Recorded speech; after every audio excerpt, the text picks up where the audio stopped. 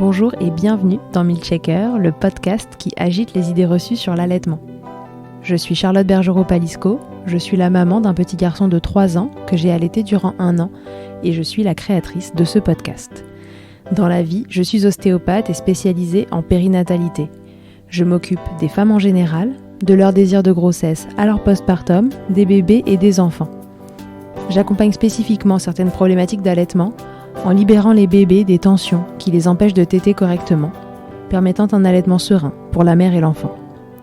Au fil des consultations, je me suis rendu compte que le principal frein à l'allaitement, c'était le manque d'informations, de partage d'expériences et de vécu dans une société où l'allaitement n'est pas une norme. Je vous propose donc d'interroger avec moi des mères et des pères sur leurs expériences, mais aussi de vous informer auprès de professionnels spécialisés en allaitement.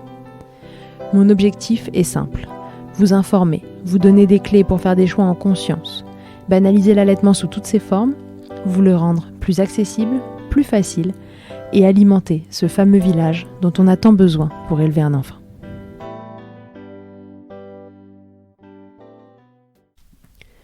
Pour faire suite à l'épisode 57 où Elsa nous racontait son expérience et ses 2 abcès du sein, il me semblait important de préciser tout cela avec un expert. Cet épisode sera donc dédié à l'engorgement, à la mastite et à l'abcès du sein, et c'est Céline Bourganeuf qui nous rejoint aujourd'hui à nouveau pour décrypter ces différentes étapes. Pour chacune d'entre elles, on s'intéressera aux signes que vous pouvez ressentir ou observer, aux choses que vous pouvez mettre en place pour vous libérer et aux signes d'alerte que vous devez surveiller. On se demandera aussi pourquoi on se retrouve engorgé, quelles sont les raisons pour lesquelles cela se transformerait en mastite ou encore ensuite en abcès. Enfin, et parce que je ne le dirai jamais assez, si votre allaitement est problématique, pensez à consulter un professionnel formé afin de comprendre pourquoi et surtout d'y remédier. Je vous souhaite une belle écoute. Salut Céline, bienvenue dans Milkshaker. Bonjour Charlotte, ravie de te retrouver. Céline, aujourd'hui, on est là pour parler de l'épisode qui est sorti il y a 2 semaines, au moment où il va sortir le tien. On parle de l'épisode où Elsa nous raconte ses abcès du sein. Et je voulais qu'on fasse un épisode expert pour revenir un petit peu sur comment on en arrive à un abcès du sein, qu'est-ce que c'est que l'abcès du sein, quels sont les stades avant, que sont l'engorgement et la mastite, et qui sont heureusement bien plus fréquents que l'abcès du sein lui-même, et essayer de donner un petit peu tous les tips aux mamans de ce qu'elles peuvent faire pour déjà désengorger à la base, quand est-ce qu'elles doivent consulter et compagnie. Donc, du coup, on va repartir de la base, à savoir l'engorgement classique, le truc que à peu près toute maman allaitante, a priori, va connaître. Qu'est-ce que c'est qu'un engorgement, Céline ? Alors, c'est toujours un jargon un peu particulier et ce qui est important pour moi d'expliquer, c'est que on parle d'engorgement et l'engorgement, c'est une partie de ce qu'on pourrait appeler la mastite. En fait, la mastite, il y a 3 phases. Il y a la première phase qu'on appelle l'engorgement, qui est sans inflammation en termes de leucocytes et sans bactéries, sans infection. Ensuite, on a la mastite inflammatoire, où on a un phénomène inflammatoire important. Et ensuite, on a une mastite dite infectieuse. Donc ça montre bien déjà un petit peu le discours qu'on peut avoir. Quand on parle d'engorgement et de mastite, c'est pas la même chose. L'engorgement, c'est quand on a un phénomène qui peut être physiologique, qu'on a par exemple lors de la montée laiteuse, au 3e jour, théoriquement, où on a simplement les glandes mammaires qui se mettent en activité, en action, et ça crée localement une inflammation au niveau local qui est physiologique et qui n'est pas pathologique. Ensuite vient de s'ajouter ce qu'on peut appeler la mastite inflammatoire, qui est en général utilisé au mot d'engorgement. On va plutôt parler de mastite inflammatoire, qui est un engorgement non physiologique lié à des facteurs favorisants qui peuvent engendrer une mastite infectieuse et aller jusqu'à l'abcès. Ok, alors attends, je suis pas sûre d'avoir compris. Est-ce que l'engorgement et la mastite inflammatoire sont des choses qu'on peut confondre ? C'est ça que tu essayes de nous dire ? C'est exactement ça. Ok, très bien. Et par contre, l'infectieuse, elle est liée à une bactérie. Il y a une bactérie qui vient se loger en plus. C'est ça. Et c'est la mastite infectieuse, quand on est à ce stade-là, qu'on va pouvoir surveiller de manière rapprochée l'abcès. Ok, très bien. Donc, repartons de la base. L'engorgement, donc encore une fois, tout le monde peut, enfin toutes les femmes allaitantes, et même pas allaitantes en fait, parce qu'on peut avoir une montée de lait sans avoir de bébé au sein, n'est-ce pas ? Donc c'est vraiment ce truc du sein qui est gonflé. Raconte-nous, c'est quoi les signes d'un engorgement ? Alors, c'est un sein qui va augmenter de volume, qui va déjà se créer, par exemple, pendant la grossesse. On peut avoir genre, symboliquement un engorgement. La glande mammaire se met en application dans sa fonction et on se retrouve avec un phénomène inflammatoire local. Donc, ça va être chaleur, rougeur, parfois douleur, picotement, sensation de petite aiguille qui picote au niveau du sein. Ouais. On peut avoir aussi, lié au pic d'ocytocine, quand on a une éjection de lait, on peut avoir un phénomène d'engorgement avant une tétée. Quand on est un petit peu trop longue, par exemple 3-4 heures sans avoir de bébé qui tète, on a cet engorgement physiologique inflammatoire qui nous réveille et qui nous dit « Oh là là, je pense que là, il faut par exemple mettre notre bébé au sein ». Et c'est ce qu'on retrouve également lors du 3e jour à peu près, où on a vraiment la mise en place de la lactation, donc une augmentation de la quantité de lait qui crée cet engorgement physiologique, non pathologique. Oui, d'accord. Donc, il faut vraiment prendre l'engorgement pour ce qu'il est, mot pour mot, à savoir, voilà, le truc qui se remplit, quoi, qui s'engorge, avant de pouvoir être libéré si c'est physiologique. Voilà, l'engorgement en lui-même n'est pas une pathologie.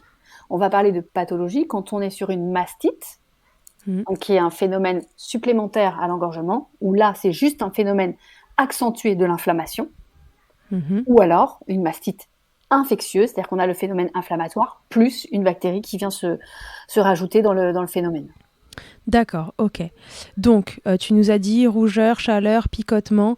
Donc, ça peut être le picotement, ça peut être celui, si vous allaitez aussi, celui qu'on ressent en effet quand il y a un réflexe d'éjection qui arrive et le petit picotement, le sein qui a l'air de se durcir, mais voilà, de façon plus constante. C'est ça, c'est ça. Et qui n'est pas forcément que en lien avec un bébé qui tète, puisque c'est quelque chose qui peut se faire aussi entre les deux, quand on a par exemple une hyperlactation. Ouais. Oui, moi j'ai bien connu ça, parce que j'avais franchement trop de lait au démarrage, et j'ai eu la sensation, pour être honnête, d'être engorgée pendant 1 mois. C'est ça. Alors, si moi je reprends aussi mon expérience personnelle, j'ai eu 7 engorgements sur 1 an et demi d'allaitement. J'ai jamais fait d'abcès, j'ai jamais eu de mastite infectieuse, mais j'avais une hyperlactation qui faisait que j'avais des engorgements très faciles quand je restais 2-3 heures sans allaiter. Ouais, Mais c'est exactement. un phénomène qui reste physiologique s'il est bien surveillé. C'est justement pourquoi on va faire cet épisode-là, pour savoir comment réguler, comment mieux connaître son corps pour pouvoir rester sur un engorgement physiologique et ne pas partir sur de la mastite.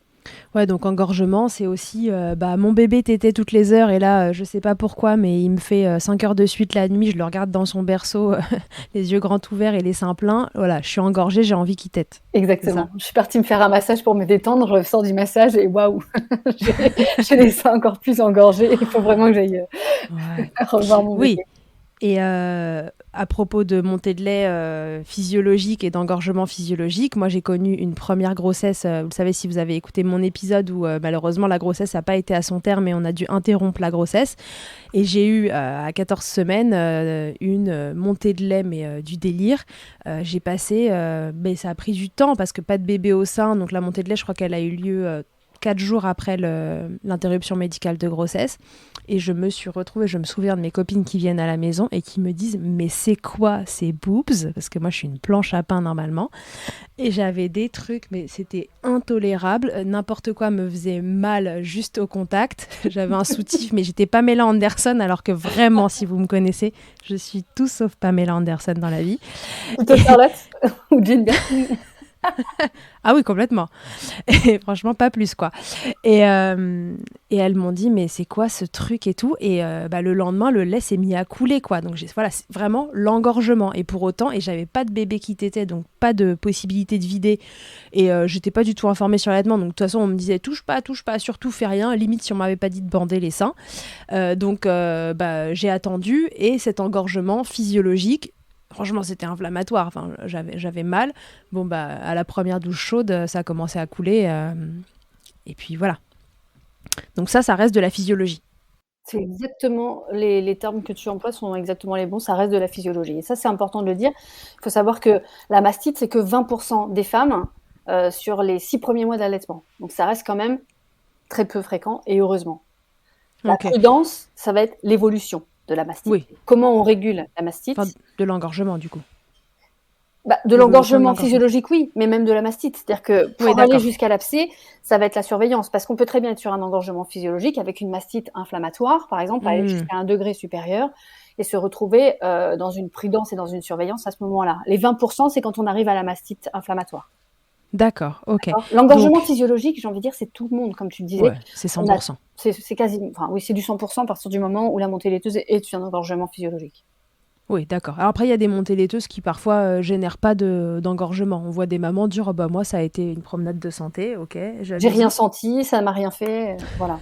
Voilà. Donc disons un grand pourcentage, c'est normal en tout cas d'avoir un engorgement, c'est normal d'en avoir un quand on a un allaitement ou un bébé qui arrive. Est-ce qu'il y a d'autres raisons que les démarrages, la montée de lait et un bébé qui écarte ses tétés, enfin voilà, des tétés qui s'écartent un peu, d'avoir des engorgements? Est-ce qu'il y a d'autres raisons qui te viennent? Ce qu'on oublie souvent, et pour moi, c'est les choses les plus importantes, et c'est souvent ce qui arrive dans le cabinet, c'est la fatigue, le stress et les traumatismes.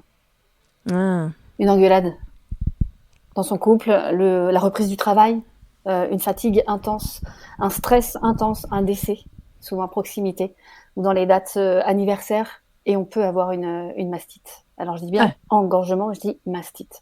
C'est-à-dire qu'on peut avoir un d'accord. engorgement, et comme on est dans une période de fatigue, etc., on va pas forcément être centré sur ses ressentis, et c'est à ce moment-là qu'on va passer de l'engorgement, en même pas 12 heures, on va passer directement à la mastite. D'accord, donc Donc, là, ce sera le moment où ça commence à basculer vers quelque chose d'un peu plus costaud, disons. et ça peut aller très vite. Entre l'engorgement et la mastite, ça peut aller très vite, justement, si on n'est pas dans ce phénomène de surveillance. C'est-à-dire que, comme tu le dis très bien, c'est-à-dire qu'en 3-4 heures, on va sentir l'engorgement arriver, on va sentir le phénomène inflammatoire. Mais quand on n'est pas dans une réceptivité, on peut Mhm. passer très vite en 12 heures sur une mastite. Et Ah donc, ouais, d'accord. fatigue, stress, traumatisme, je pense que c'est la priorité. D'accord. Ensuite, on a tout ce qui est lésions du mamelon, Mhm. les crevasses, entre autres, Ouais, qui peuvent amener un engorgement parce qu'on a mal. Du coup, le bébé tète un petit peu moins bien. On va laisser le bébé téter un petit peu moins souvent. On va prioriser le sein qui fait moins mal. Donc, on va se retrouver avec un engorgement et un risque de mastite derrière. Et on accentue cette mastite infectieuse puisqu'on a une entrée de germes possible sur une crevasse. mhm. Et puis tout ce qui est mauvais drainage, ce que tu disais, donc les tétées irrégulières, la compression du sein. On peut très bien avoir un soutien-gorge trop petit, par exemple, qui va comprimer, qui va favoriser un engorgement. Tu disais tout à l'heure à juste titre le bandage. On utilisait pendant très longtemps le bandage pour arrêter la montée laiteuse, mais ça crée un phénomène inflammatoire et engorgé qui était très très important. Et souvent, quand on débandait, moi j'ai vu au tout début de ma pratique en maternité, on avait la marque du linge sur le sein tellement on serrait, et c'est pas du tout la bonne solution à faire. Aujourd'hui, maintenant, on a d'autres techniques pour pouvoir libérer et limiter un engorgement. Donc, Ok. la compression du sein est une problématique. Je pense aux mamans qui portent, par exemple, leur bébé, notamment avec un sling, faire bien attention de bien mettre l'anneau au-dessus du sein. Sinon, on peut avoir une compression et créer un engorgement sur quelques heures également. Une mise au sein incorrecte, on en reparlera, mais un mauvais positionnement d'un bébé au sein et potentiellement des troubles de la succion chez l'enfant, des tétées qui Mhm. sont donc inefficaces, avec un bébé qui prend par exemple que le bout, ou des bébés qui sont aussi avec un bout de sein en silicone, où on n'a pas un drainage optimal, puisqu'on n'est pas comment je dis en général aux mamans, sur quelque chose de direct, on a un film, Ouais. donc on n'a pas un drainage optimal. Les antécédents de chirurgie mammaire, également, Oui. peuvent créer des engorgements. Et tout ce qui est anomalie du mamelon, par exemple, ou un mamelon bifide où on a deux formes de tétons au bout, des choses comme ça, qui peuvent créer également des engorgements, ou un mamelon invaginé qui va pouvoir être aussi une problématique pour un engorgement favorisé. D'accord. Je pense à ces mamans parce que quand je les vois en consultation à l'été, tu sais, elles ont peur que le nez du bébé il reste dans le sein et qu'il respire plus. Et elles sont toujours en train de s'appuyer sur le sein pour pas que le nez du bébé il soit trop collé. Est-ce que, parce que moi je leur dis toujours, faites pas ça, vous allez vous faire mal et puis enfin vous allez vous boucher un canal ou un truc. Est-ce que c'est juste de leur dire ça ou non, on s'en fiche? Non, on s'en fiche pas. On s'en fiche pas parce que le fait de comprimer, justement, on va créer un phénomène inflammatoire parce qu'on va pas permettre un bon drainage sur l'endroit où on va créer une compression.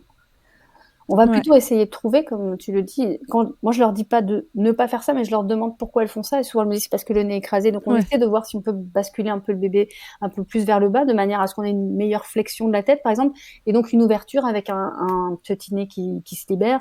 Il y a certaines mamans pour lesquelles, quand on a une poitrine un petit peu plus importante, ou même quand on était plate et qu'on se retrouve avec du jet, par un engorgement massif physiologique, où on est obligé au démarrage, notamment sur des cas d'engorgement, d'avoir peut-être un petit doigt qui permet de laisser un canal de respiration, ça s'appelle.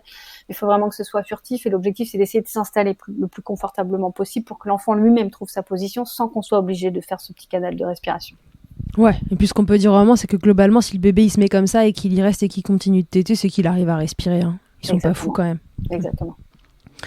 Ok, très bien. Donc ça, c'est toutes les causes qui peuvent amener à un engorgement et plus si affinité, on va dire. Combien de temps ça dure un engorgement physiologique? Un engorgement physiologique, on va dire que ça peut durer entre 24 et 48 heures grand maximum.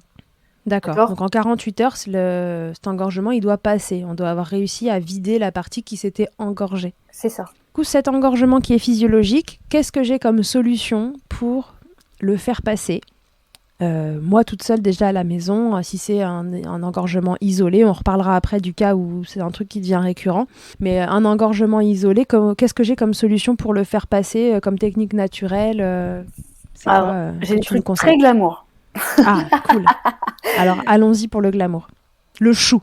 Alors, les feuilles de chou, ça marche bien. Pourquoi ça marche bien? Puisque dans les nervures de la feuille de chou, il y a des anti-inflammatoires naturels. Donc, on va prendre des feuilles de chou verts et on va casser un petit peu les nervures pour pouvoir libérer le phénomène inflammatoire. On va mettre les feuilles de chou.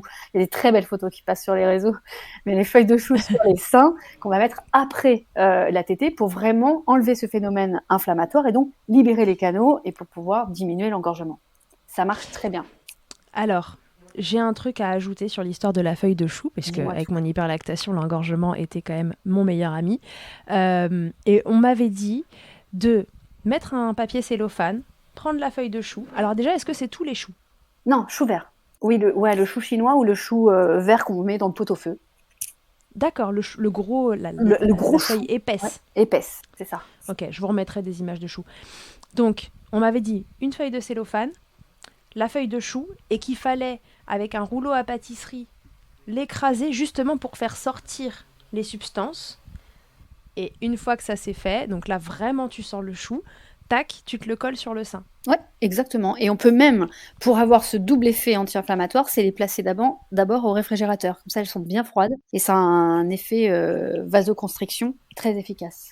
Parce que ce qu'on cherche, et je pense que dans ces petits remèdes-là, ce qui est hyper important de comprendre, c'est est-ce qu'on veut vasodilater la zone pour pouvoir drainer le sein ou est-ce qu'on est sur un phénomène anti-inflammatoire avec une vasoconstriction après tétée ou après drainage.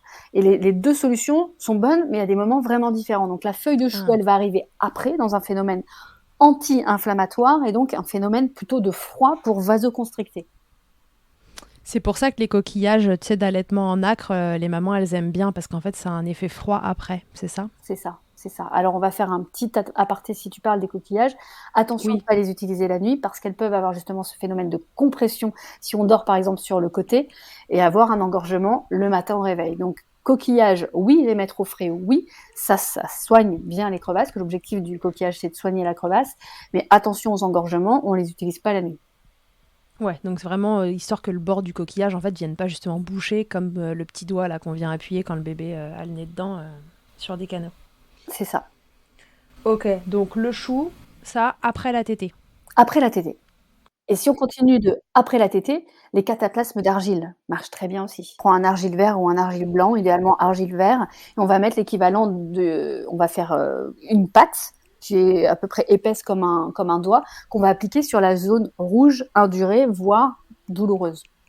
Et ça, on va le faire après la tétée. Une fois que le bord de l'argile commence à sécher, on va pouvoir le rincer. Pareil, on va rincer plutôt à l'eau froide, à l'eau fraîche, pour pouvoir vasoconstricter la zone. Très bien, donc la feuille de chou, le cataplasme d'argile. Qu'est-ce que je peux faire d'autre si je suis engorgée? Eh ben, les fameux petits pois au congélateur.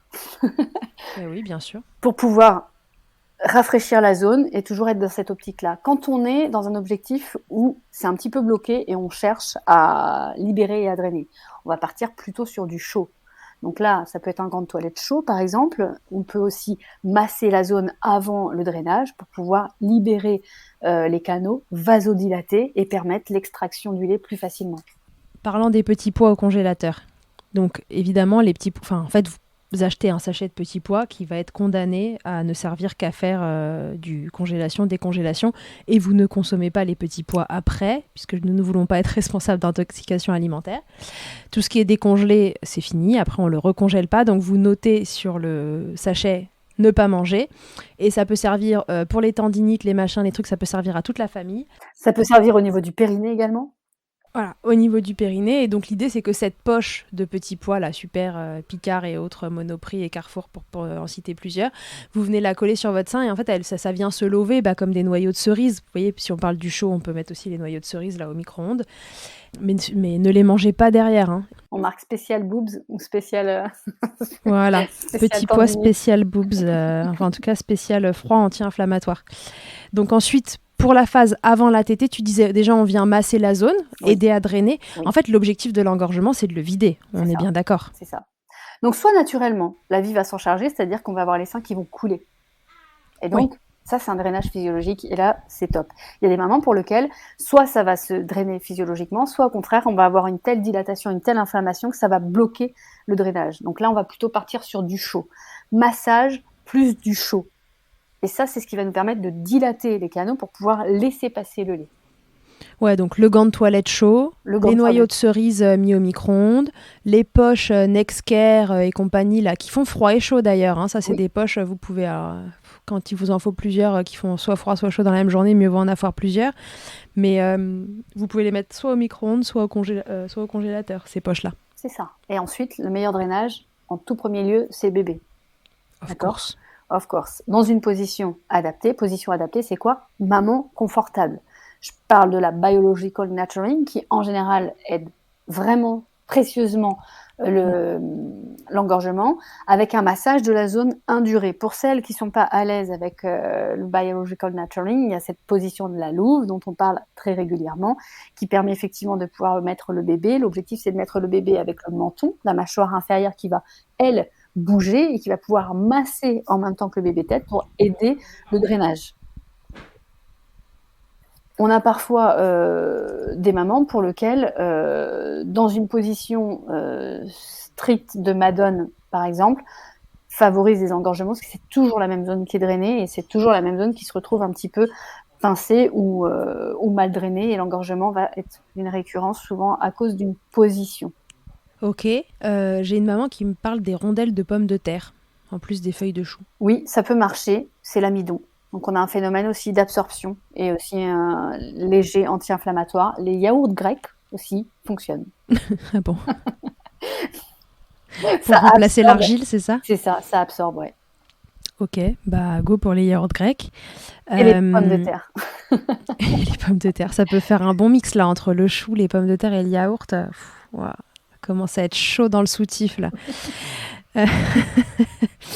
J'ai une maman qui m'a aussi parlé de la technique du verre d'eau, les verres tahitiens. Oui, alors c'est pour ça que je te disais, la première chose la plus importante, c'est drainage naturel avec le bébé. Ensuite, si c'est compliqué, on va pouvoir utiliser le verre d'eau tahitien. Donc l'objectif, c'est d'arriver par l'eau chaude à faire une décompression et de pouvoir faire sortir plus facilement le lait maternel, qui peut être une bonne aide, avec un massage du sein en même temps. Et puis sinon, on a nos fameux tire-lait manuels électriques qui vont nous aider pour pouvoir aider à drainer.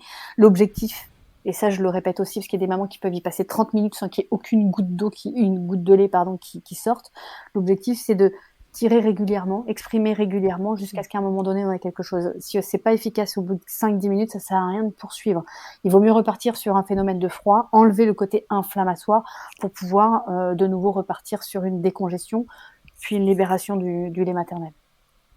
D'accord. Donc du coup, le bol tahitien, c'est un bol, de l'eau chaude dedans. Vous mettez le bout de votre sein dedans et ça fait comme un appel pour le lait qui va plus facilement venir se drainer. Sur mon Instagram, il y a une belle vidéo qui a été énormément repartagée et qui fonctionne très bien. Et on voit très bien le filet de lait qui coule dans l'eau. J'essaierai de te l'envoyer pour que tu puisses le mettre en pièce jointe.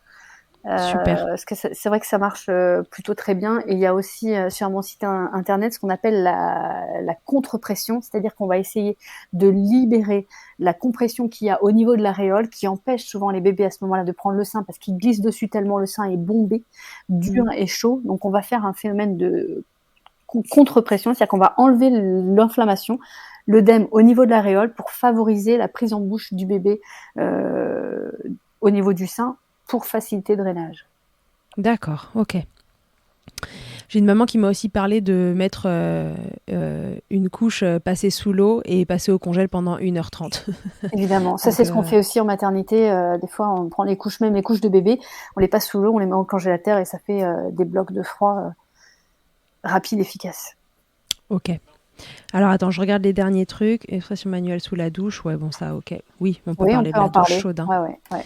J'ai une maman qui me parle de l'expression manuelle sous la douche bien chaude. Oui, donc ça va être à faire avant.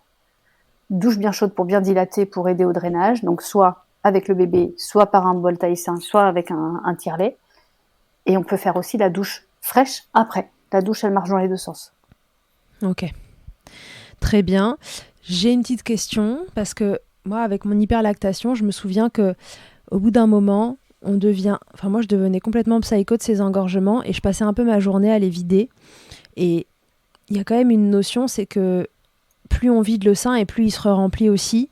Donc, où est Oui, le le juste milieu. compromis entre vider et ne pas trop vider non plus? Enfin, moi, je sais qu'à un moment, finalement, ce qui m'a sorti la tête de l'eau, c'est de me dire, ok, vide, mais vide pas trop, parce que plus tu vides et plus le bébé qui tète, en fait, j'aurais pu avoir 5 bébés au sein. Entièrement d'accord avec toi. Là, il y a deux choses. Ça dépend de où on se place. Si on est sur un engorgement physiologique ou une mastite, par exemple. Si on est sur un engorgement physiologique, on va effectivement drainer. Moi, souvent, ce que je dis aux mamans, c'est qu'on va drainer jusqu'à ce que ça se soulage. Et on va pas chercher à vider entièrement le sein. Si on est sur une mastite, donc un petit peu plus importante, inflammatoire, voire infectieuse, on va être sur une phase aiguë, transitoire. Et là, on a tout intérêt à vider vraiment pour éviter qu'il y ait une collection, une stase qui se crée et potentiellement un abcès.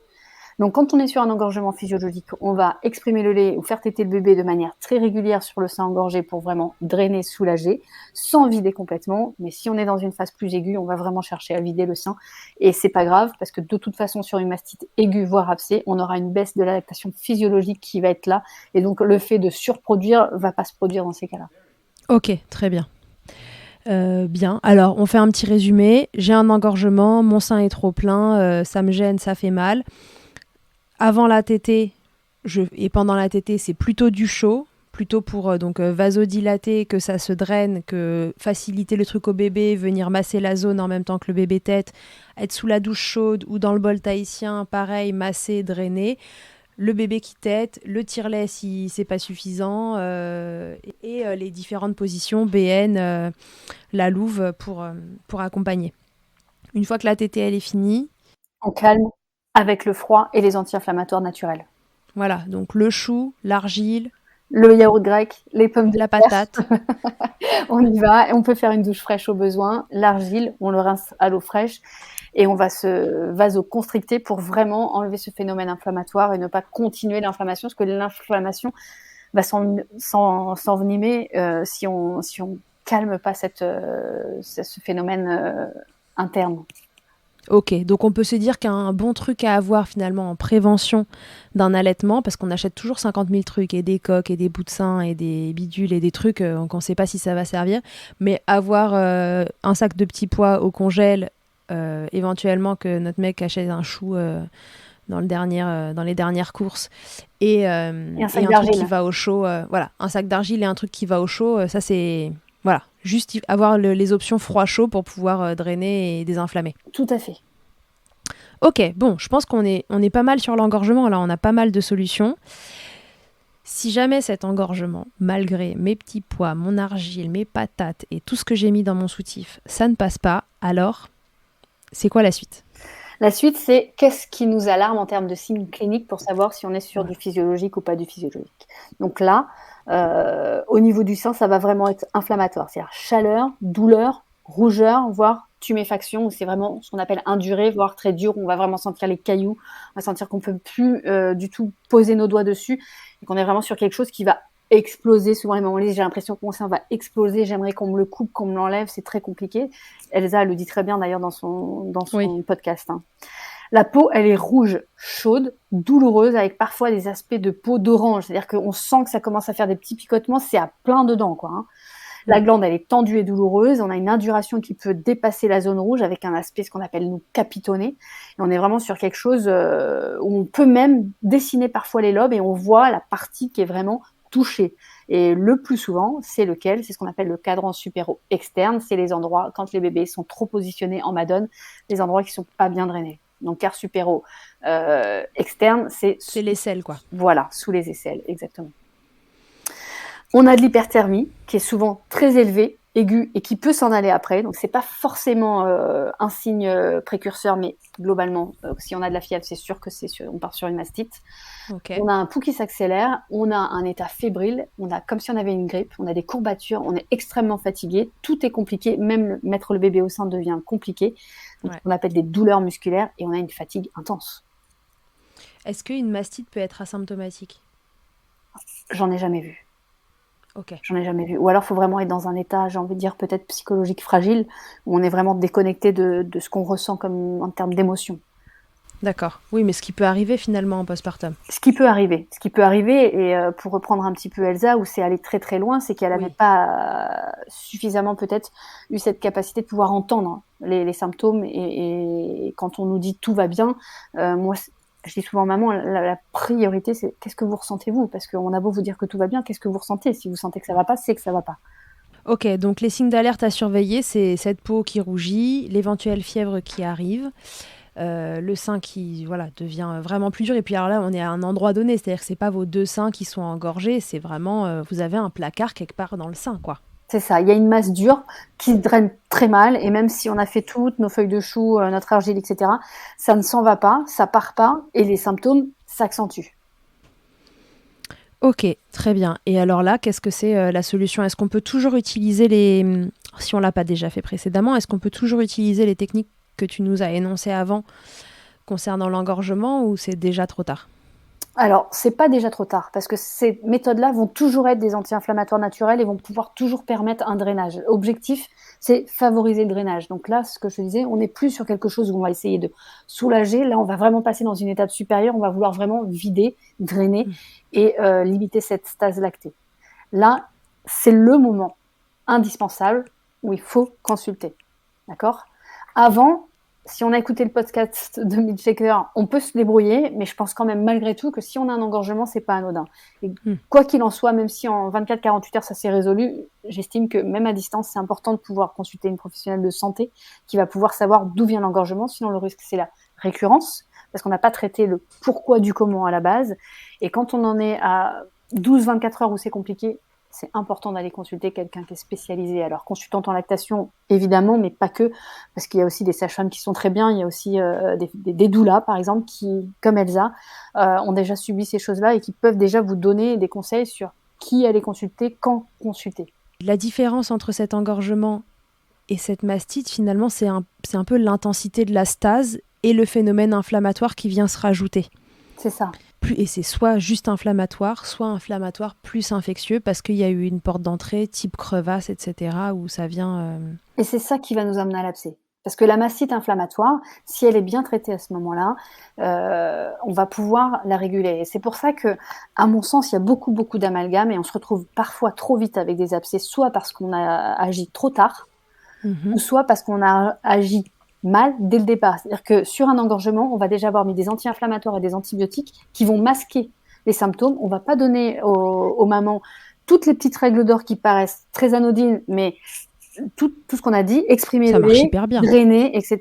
Et ça, c'est indispensable parce que anti-inflammatoire plus antibiotique, si on ne draine pas un sein, si on met pas du froid et qu'on calme pas localement, on part à l'abcès. Et moi, j'ai le cas très souvent dans une pour laquelle ça a été très très compliqué, c'est que c'est une maman qui a été suivie d'emblée par une sage-femme où on a mis antibiotiques inflammatoires avec aucun traitement local et c'est parti en abcès sans douleur vraiment avérée puisque la maman était traitée.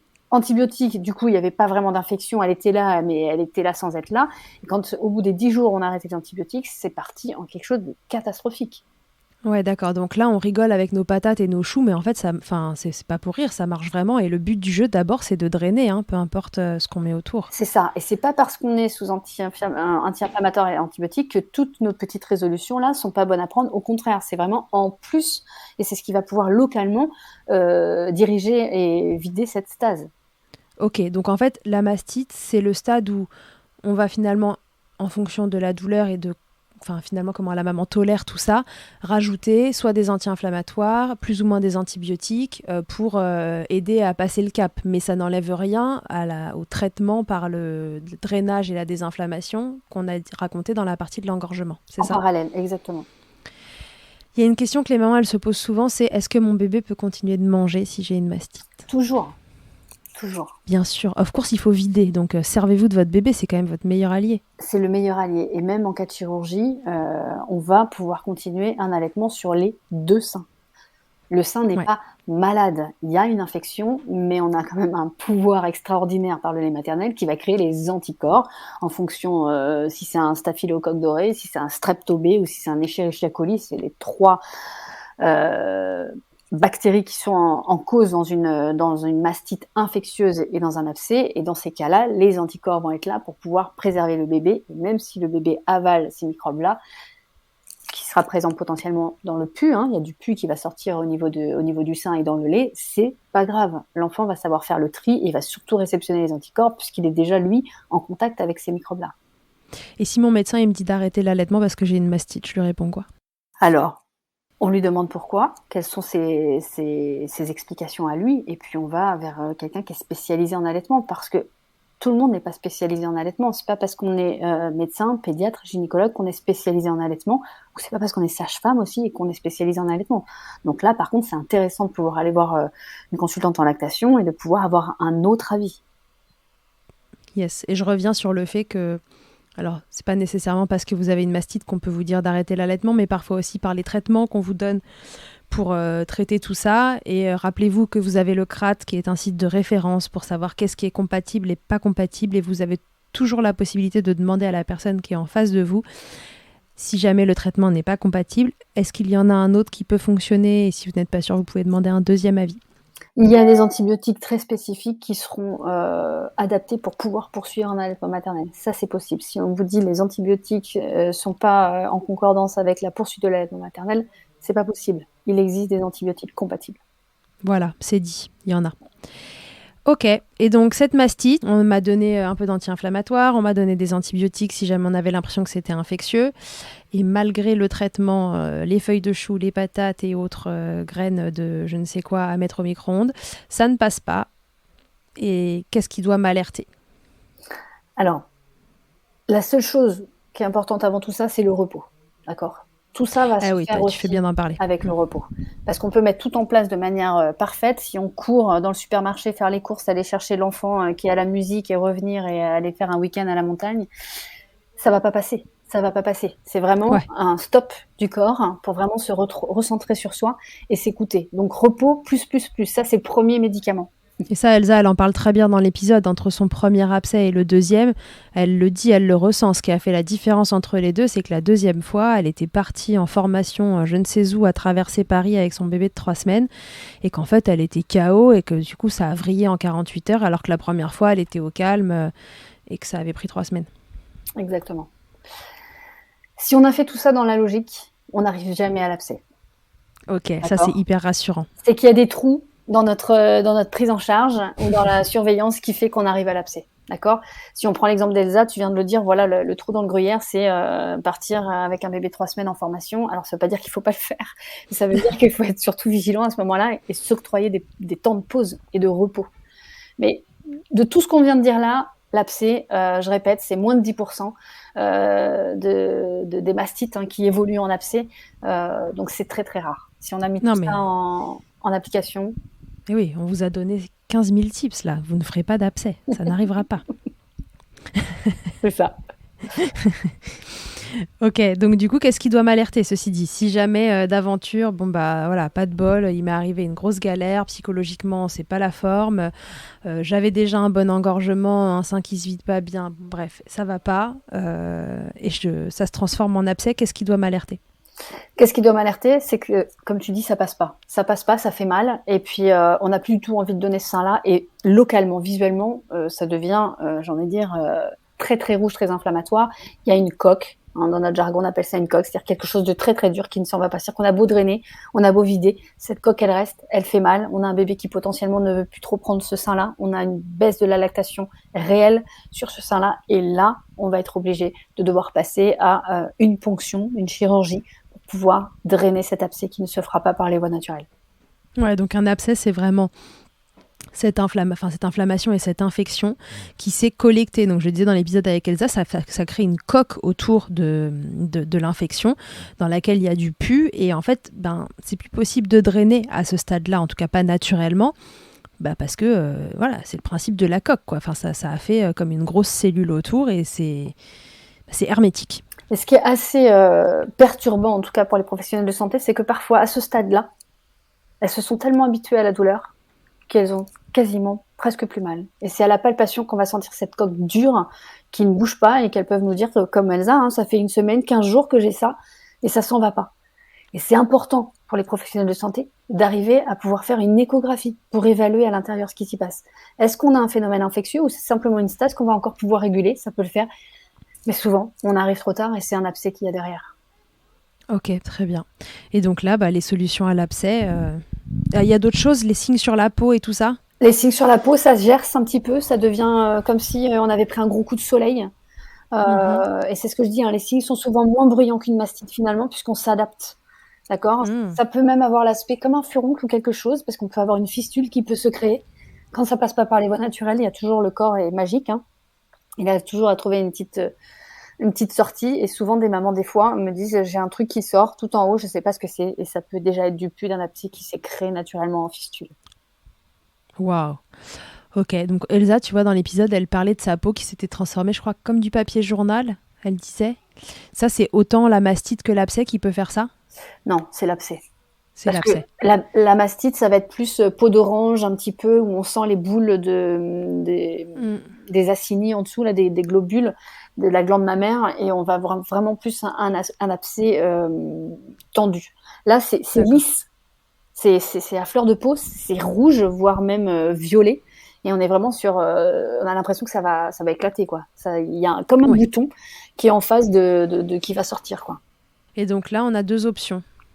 Il y a 2 options. Enfin, la première option, c'est de consulter. Là, vraiment, de toute urgence, on consulte. Évidemment, on consulte. Et je répète aussi, l'abcès n'est pas forcément connu des services d'urgence. Donc, on consulte. Et si on n'est pas sûr de l'avis qui a été donné, on n'hésite pas à demander également un deuxième avis. D'accord ? Parce qu'on peut passer à côté d'un abcès. Comme je vous dis, des fois, il y a des mamans, moi, quand je leur demande, elles ont, en douleur, sur 10, elles ont 2 sur 10. Donc, un abcès égale forcément mal, égale forcément plus. Donc, on peut passer et dire, non, c'est juste un engorgement. Et on repart au stade simplement des premiers traitements d'un engorgement, alors qu'on augmente l'abcès qui est derrière. Très bien. Elsa, dans son épisode, il lui est arrivé les 2 options. Une fois, elle a été traitée en chirurgie et puis une fois, on lui a fait une ponction. Oui. C'est quoi la différence entre les deux ? Alors, les résultats sont les mêmes, mais par contre, c'est pas du tout la même chose. Il y en a une qui est, je dirais, barbare et une qui est un petit peu plus novatrice. Dans les 2 cas, pour avoir eu un cas d'abcès de 300 millilitres, ce qui est énorme, ça s'est créé simplement en l'espace de 15 jours et on a réussi à drainer par ponction. Idéalement, aujourd'hui, la chirurgie de l'abcès, c'est une ponction. Même s'il y a parfois 2 à 3 ponctions, c'est-à-dire que sur 300 ml, on va pouvoir en drainer peut-être que 150, puis on reviendra quelques jours après et on redrainera par ponction. La ponction, c'est une aiguille, hein, donc c'est comme une prise de sang en termes de cicatrisation. Il n'y a rien à voir avec une chirurgie quand on fait une ouverture, une lésion complète, d'accord ? Donc, normalement, tous les abcès doivent être traités par ponction aujourd'hui. D'accord. La deuxième solution d'urgence, c'est qu'on va venir ouvrir au niveau de l'abcès, on va nettoyer, vider l'abcès et on va recoudre et on va mettre un drain pour pouvoir drainer l'infection qui se crée et pouvoir nettoyer au fur et à mesure avec un drain qui va durer peut-être 1 semaine globalement avec des soins de méchage, etc. tous les jours ou tous les 2 jours par une infirmière. Ça, c'est ce qu'on faisait honnêtement avant. Ça arrive encore et j'aimerais dire que ça ne devrait plus arriver. Oui, normalement, si c'était bien pris en charge, tout le monde irait vers la ponction si les gens savaient, quoi. C'est ça. C'est ça. Donc, si jamais on vous dit il n'y a pas le choix, il faut faire une chirurgie, il faut qu'on ouvre, c'est pareil. Renseignez-vous si vous avez la possibilité sur un hôpital à côté ou quelqu'un qui sait faire. Les ponctions sont quand même d'un point de vue efficacité et d'un point de vue cicatrisation et ne pas abîmer le sein, ça reste une cicatrice. Et puis, ça peut aussi se surinfecter puisqu'on réouvre, on ouvre une plaie, il faut que ça cicatrise, etc., etc. Moi, je me suis sortie d'une maman qui m'a appelée après une chirurgie d'abcès. L'horreur, vraiment l'horreur, parce qu'on se retrouvait avec une chirurgie au niveau de l'aréole, avec un bébé qui pouvait plus téter. Et ça a été très très compliqué et ça a mis 3 mois à cicatriser. Ouais, donc trouvons quelqu'un qui fait des ponctions. Je sais qu'à Paris, il y a le docteur Serror qui est très connu. Je sais pas dans ton coin s'il y a quelqu'un qui... Le docteur Fontana Rosa, pour pas le citer. Fontana Rosa dans le coin de Céline qui est à Nice. Exceptionnel, oui. Voilà. Et si les gens qui nous écoutent dans cet épisode ont connu ça et connaissent quelqu'un dans un autre coin, bon bah voilà, n'hésitez pas à m'envoyer un petit message pour me le donner et puis j'en ferai un petit résumé à la fin. Tout à fait. Donc ça, c'est les 2 options pour l'abcès. T'allais me dire quelque chose ? J'allais dire que la cicatrisation sur une ponction, honnêtement, parfois ça peut aller. Quand on a sur des gros abcès, 3 ponctions, ce qui est assez rare en général. Moi, j'en ai 1 ou 2 sur les abcès que j'ai eu à surveiller. Et en 1 semaine, 15 jours, c'est quasiment résolu. Chirurgie avec ouverture, c'est au moins 3 semaines. D'accord. Ouais, donc vraiment, faut aller vers la ponction si jamais on doit en arriver jusque-là, mais vraiment avant ça.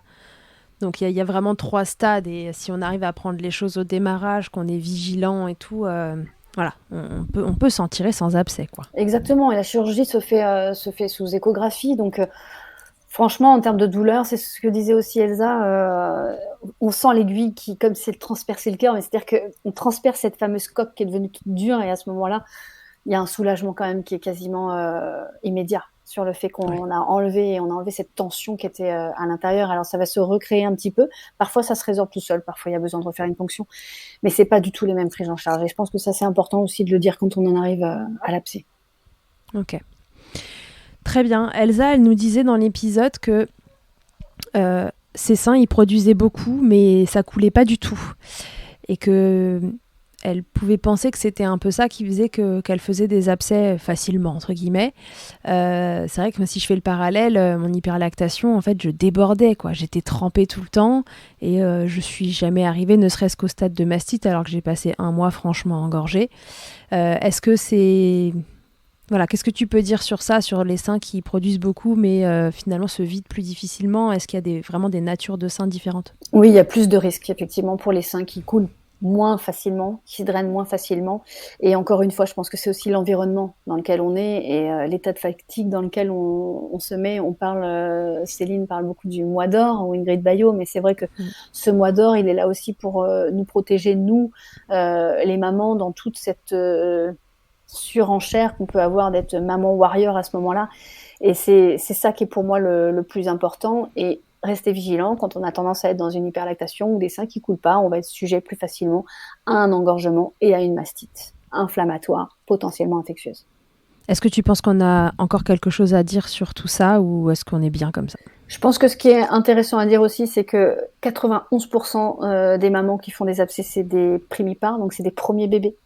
Donc les mamans qui sont avec leur premier bébé sont plus sujettes à avoir des abcès.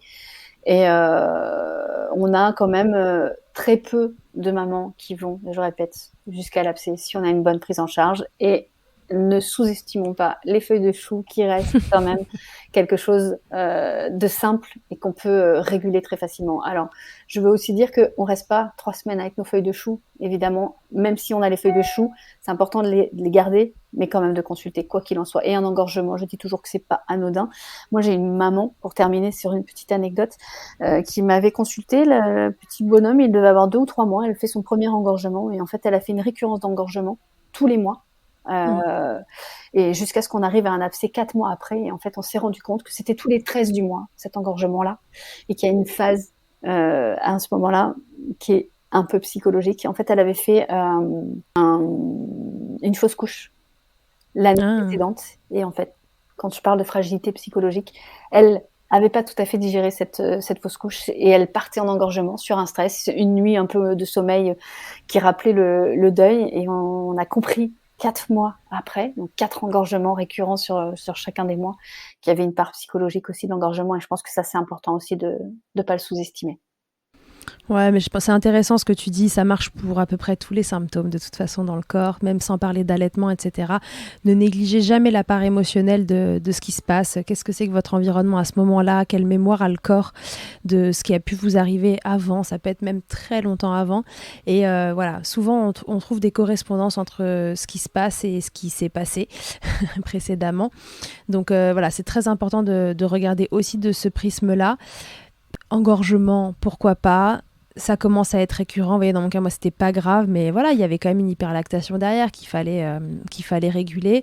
Et cet engorgement toujours au même sein, voilà. Est-ce que ce bébé, il tète bien de ce côté-là? Est-ce qu'il n'a pas des tensions? Est-ce qu'il tourne la tête correctement des deux côtés? Parce que finalement, il tète peut-être légèrement moins bien de ce côté-là et il vous fait pas mal, mais il draine pas correctement votre sein.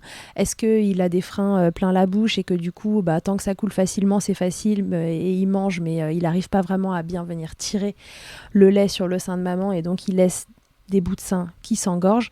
Voilà, il y a vraiment des questions à se poser derrière. Donc les feuilles de chou, les patates, tout ça, c'est super parce que un engorgement, ça ne doit pas durer plus de 48 heures, il faut le drainer. Mais un engorgement, une fois, ça va. Le deuxième, ça va déjà pas. En fait, voilà, on commence déjà à se poser la question de qu'est-ce qu'il y a derrière. Est-ce que c'est une simple hyperlactation et qu'on s'en sort et que ça va juste se réguler en régulant la lactation, ou est-ce que mon bébé tète pas bien, moi ça va moyen, finalement il y a un truc que j'ai pas digéré, parce que tout ça, ça se traite. Et un engorgement, c'est pas anodin. Voilà, même si ça reste physiologique sur certaines périodes, comme tu dis, quand ça commence à être dans une récurrence, c'est pas anodin. C'est qu'il y a une solution à trouver, une solution avec des partenaires et jamais travailler seule en tant qu'ostéo ou en tant que consultante en lactation. Je travaille aussi avec des psychologues, etc. Parce que l'allaitement, ça touche un petit peu tous les domaines. Tout à fait.